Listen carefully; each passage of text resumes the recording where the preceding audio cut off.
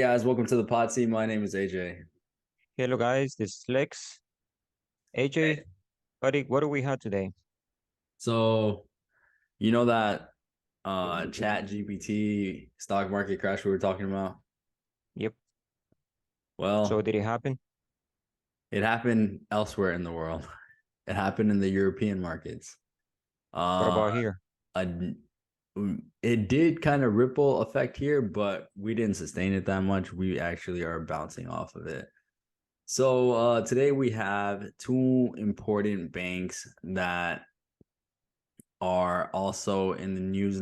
Their First Republic Bank and the Credit Suisse Bank. Credit Suisse Bank actually on March 15th was denied by the Saudi National Bank for no more funding. What happened there was that the Saudi National Bank was supposedly denying, saying that we can't own more stake because then regulations come into effect and everything, because they own 9.9% of that bank. And they were expecting the Credit Suisse was expecting Saudi National Bank to fund more, but they said, hey, you know what, if this is a dying ship right here and we don't want to fund our money more into it. So what eventually started happening, the time we were filming the YouTube video, saying that what's gonna happen, because I don't think that AI is gonna predict for something to crash, because I just didn't see it happening, because we did a backstop for Silicon Valley Bank, so everything was going back to normal. People were forgetting that, and then we had Credit Suisse happen. So Yep. you were right saying that hey, anything can happen. And And honestly, well, I still think it's not over yet.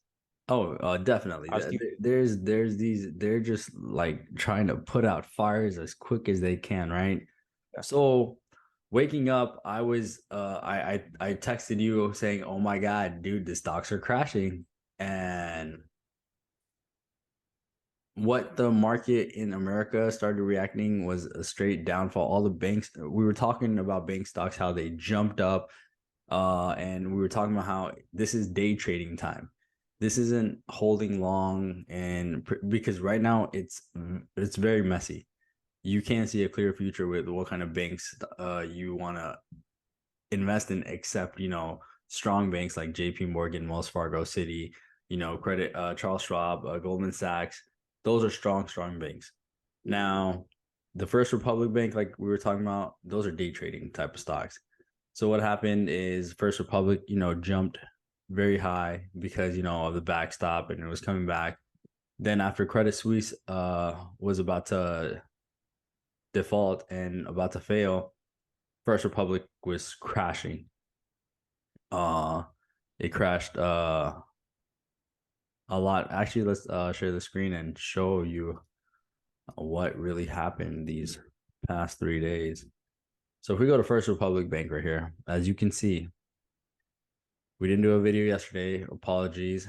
That was my mistake. I couldn't make it. So as you can see, we talked about how, people made profit. This is when it was on this low. You would have quadrupled your money over here, or tripled your money for sure over here. So like we said, take your profits. Don't be stingy. Don't be greedy.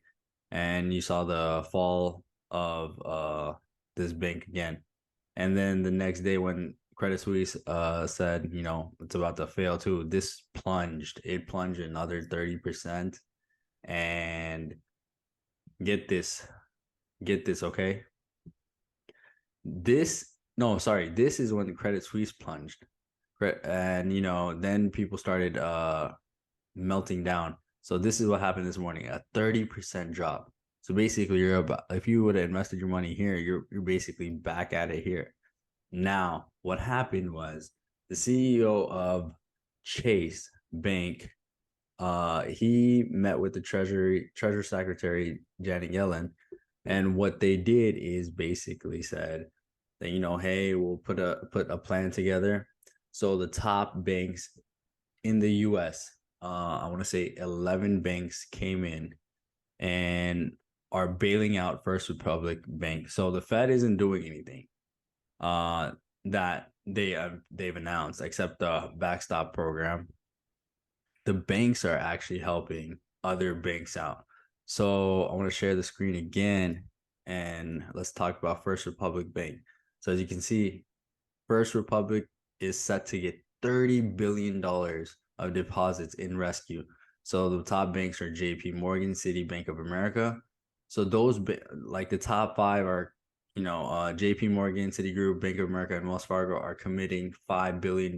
Morgan Stanley, Goldman Sachs, PNC are committing 2.5 billion.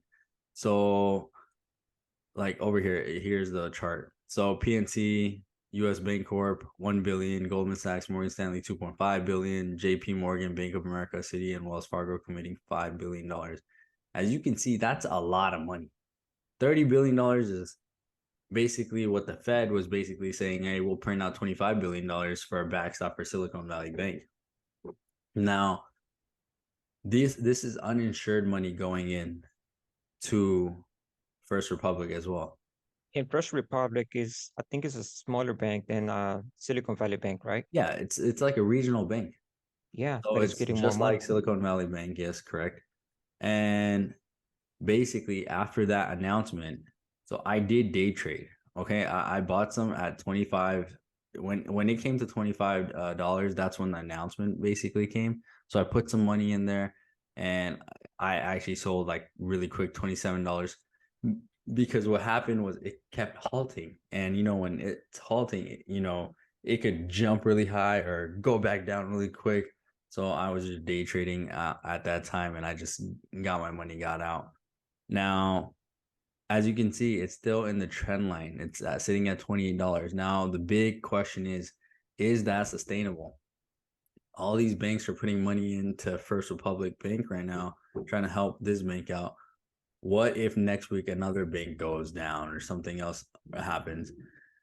The real answers that we will be getting is coming next week, when the Fed is set to meet up and announce if they're going to do rate hikes or not. So today the European Credit Bureau did do a 50-point basis increase.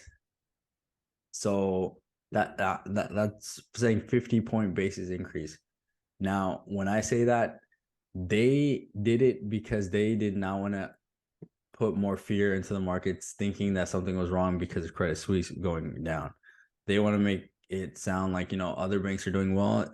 It was just like a little small area. That's it, and it's all under control. We're fixing that area. And the Bank of Switzerland came in and said, hey, we're gonna backstop Credit Suisse too. So basically, I think they were pressured by the US government to do that. So to make it look appeasing for all investors and stuff. So with that news that happened, the markets basically were tremendous today. Pre-market were down, but today we were up 1% on the Dow Jones, up 300 points. We were up 2.5% in the Nasdaq, and we were up another 1.75% in the S&P. So basically, Wall Street basically rides the wave of big banks coming in and helping out First Republic. So because we were down in the morning. Do you really think these big banks are helping and I not the mean, government? It's kind of nervous to know that banks are helping in a way where I feel like they're waiting for these small banks to fail yeah. so they can get a bigger market. Yeah, that's true. I mean, as you can see, like in other places, as you can see, the market was really green today. And if you see in other places, other industries, like the gun industry, there used to be like 35 different gun companies that would provide a lot of ammo. And it wouldn't be like what it is now. There's like, like 5, 6 companies that provides ammo to everyday suppliers. So going forward with that, that could be the future of banks too. The reason why is because you don't want five, six banks controlling everything. You want a lot of banks, you Yeah, want to have that option because, if like let's say you're basically penalized and all the banks ban you, then you need like some other places to go to, options. get some funding and stuff like that. So you do want regional banks and your local banks to succeed, where at the same time you want your money to be safe and secure. So you do want to go into a bigger bank for that too. So it's good to not have all your eggs in one basket. Right. And just talking about these three banks, including Silicon Valley Bank, I was so people will know the size of these banks and when these banks were founded. Like for example, uh, Silicon Valley Bank, it was founded in 1983, so it's a fairly new bank. First Republic was founded in 1985, also fairly new bank. But check this out: Credit Suisse, 1856. That's a long time. Yeah, That's a big bank. correct. That's a huge bank. Employee wise, Silicon Valley had 8,553. First Republic Bank, 6,300.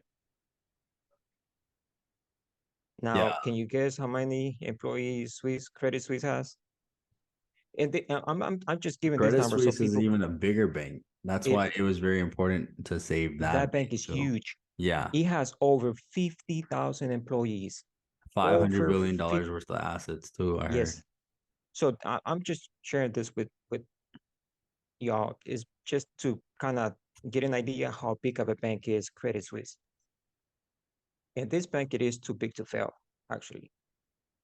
Yeah, It would through the whole world market, uh, it will put him in trouble. yeah, that's why we saw a crash happen in the European markets. And by saying that, if the Switzerland government didn't intervene, we probably would have seen it like a domino effect and going to other sectors. Like we said before, the bank sectors, if they're like one of the first to go, then you'll see all these other sectors get triggered. You'll see oil go down, you'll see tech go down. So it's very important to have our bank sector actually like the strongest out of all the sectors if there is a domino effect. You don't want the bank sector to go out first because that's basically where your lending and everyday, cost and, basically your supply, like your money supply is basically taken away. Now, So mhm. no, go ahead and finish it. I have a question. Now I found this very a little uh tweet I want to say, and I actually did find a tweet, and it's actually very funny, and I want to share that with you and get your opinion on it. Uh, so this guy named Joseph Gentile. So if you think you're having an unlucky day or unlucky person, then this guy started at Arthur Anderson, which is an accounting firm of Enron and WorldCom. Then he was the chief financing officer at the Lehman Brothers fixed income division. And now he was the chief administrative officer at Silicon Valley Bank when it collapsed.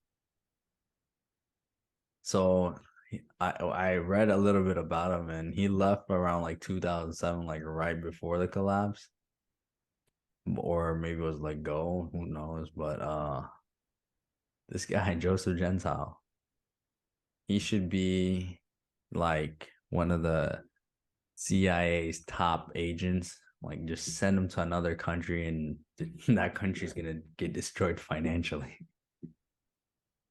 So the question But is, who's who's the one making the bad decision?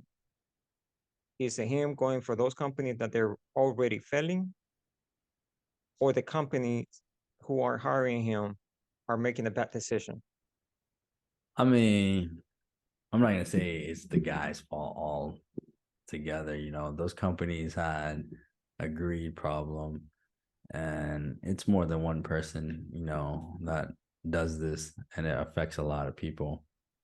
I'm sure right now, we're talking about Silicon Valley Bank right now. Like you said, we might be talking about another bank next month or something. So, but AJ, what's why is it, you know how inflation is the worst enemy of any currency? Why do we have inflation? Is it because there's a lot of money going around?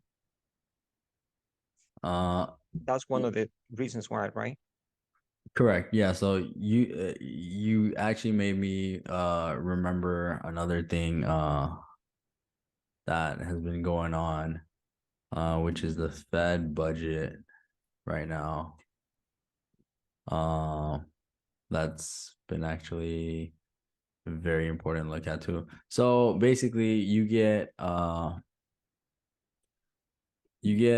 lot of, okay, so inflation happens when, yeah, there's a lot of money put into the market, and when rates are very low and everything, and you keep getting pumped more money, more money, more money, more money. What happens is eventually the market's presumably thinking that a lot of people have a lot of money going around now. So we'll raise something that's like what you would get in 2010. Like, let's say if you were to get like a guitar, it was $100. Now it's $200. That's 100% more than whatever it was in 2008. But how it works is, like, let's say, so that has to mean that inflation has been going up 10% year over year, correct? Right. So in the 10 years. So right now inflation rate is at 6%. So let's say if you're buying coffee for $5, expect year over year inflation 6%. You know, in 5 years, that same coffee is gonna be $8, $9. So that's how it works. And really, we were going at a point where inflation was, you know, trajectory at 2% average. But uh my big concern is that, you know, the Fed hasn't ever done anything to uh deflationate. You know what I'm saying? When it's deflationary, that means when prices are coming back down. What the Fed's job and what they're doing is to disinflate, not deflate, disinflate. So uh that is basically the goal of the Fed. What they're doing right now is to disinflate inflation. And that's why you barely ever see prices go down on, like, you know, major things. It's, you know, when the more money you're pumping, the more the debt ceiling's rising. That's why inflation is there. So I'm trying to get to like trying to get to something here. Since we have a lot of money going around, mhm, apparently, well, not apparently, because the bank, I mean, the country did, or the government did print a lot of money, right? In the past, what, 3 years? correct, yeah. Okay, where's that money? All that money goes to banks. You get money from the government, you put it in the bank, you invest that money. Most likely, I would say more than 50%. Average people don't invest money in the stock market. Yeah. We just don't do it. So why are banks getting in trouble, losing money, going out of business, when right now there's a lot of money and they're supposed to be holding all that money in place? Because when you get some money, you go to the bank, you put it in the bank. The bank, what they do is just go ahead and reinvest the money so they can make more money, right? Correct. My So my what question is, why is it that these banks are getting in trouble? well CEOs, upper management, and every bank need to be responsible for what's happening. You cannot just bail this bank out and then just say, you know what, just don't do it again. Keep working, stay open. I brought you some money, use it well, and I'll see you later. Somebody needs to get in trouble. Either here, Swiss, China, Russia, I don't care. If the bank fails and it's the upper management falls, they need to be responsible. Yeah, absolutely. I agree with that. But what's happened is that uh the Fed is basically saying that, if anything happens, we have the tools to, put it back into where it was. Now, when you say stuff like that, like that's what Powell said, we have the tools to, monetize the system again, or right now they were in a tightening phase. So let me show you chart actually that we have. So this was the Fed's balance sheet. So in 2022, they started tightening. So what happened is, they're not printing money. They're actually, tightening. They're on a tightening phase. Right now, you see this right here, this last spike, this big spike right here is the $300 billion, basically a decision that the Fed is putting back money into the market. That's why you saw what you saw right here uh today in the US. This is the result of that. So you see that when the Fed is pumping the money into the system, the market reacts to that. So there might be a lot of people that are like shorting the market right now, and they're probably like furious of why am I losing money when banks are failing, inflation is high, why are the markets pumping? Well, the answer to your question is that the Fed is injecting money into the system again. And the banks are even injecting more money into the other banks to, make it from not falling. That's the very simple answer. Now, the complex answer is there's a lot of money in the back that, we as an average person does not see. So when they make decisions like that, the market thinks of it as okay, we're safe. JP Morgan's coming, Bank of America's coming, Wells Fargo, City's all backing us up. Investors say that, oh, you know what? These big banks are helping us out, so we're good. But the So, question is, at what cost? JP Morgan is helping. I mean, so, at the end of the day, they're banks.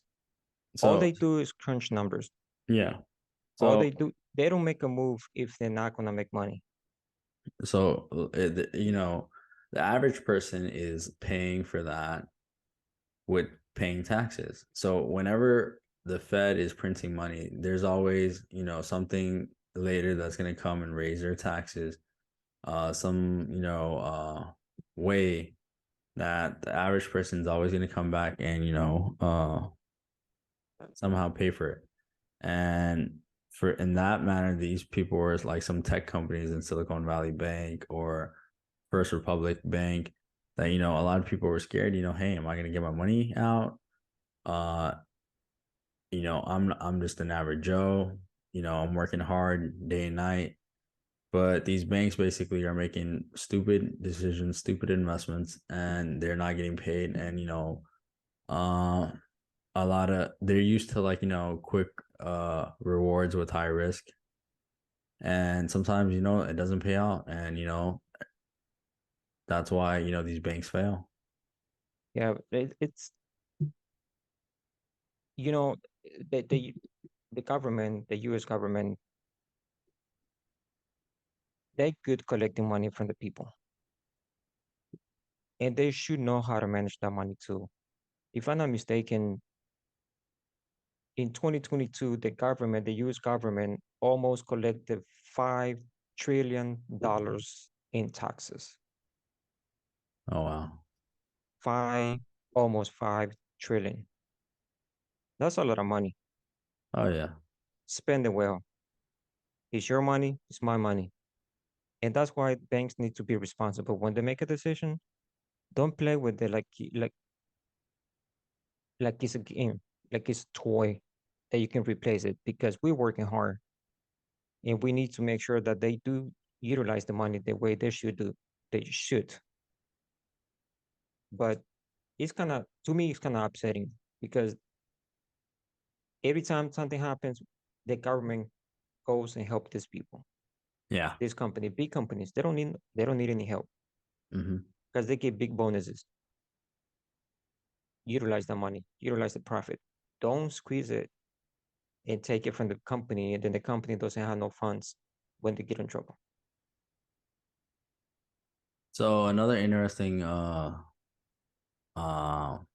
fact I want to tell you is like if we saw on Sunday the CD rate, the highest CD rate was at 5% just Sunday. I think it was Citibank that was giving it out. Now they lowered it to 4.3. And for a 12-month, they lowered it to 4.15. So they lowered the rates according to Treasury yields, or lower even than what they should have been given. So I'm very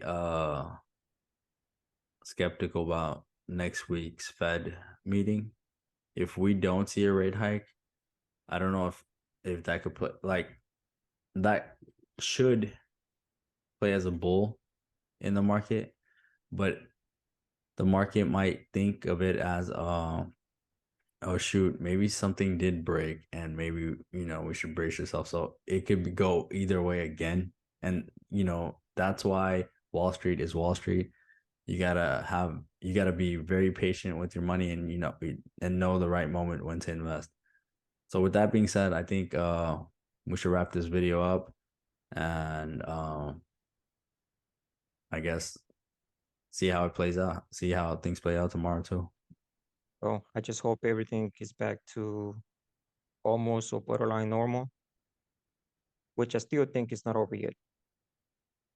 We're Yeah, gonna hear something before the weekends. Well, tomorrow's Friday. Well, probably until next week, mid next week, something's gonna happen. Something else is gonna happen. But AJ, like always, thank you for all for the information you give us. thank you, Lex. And Gee,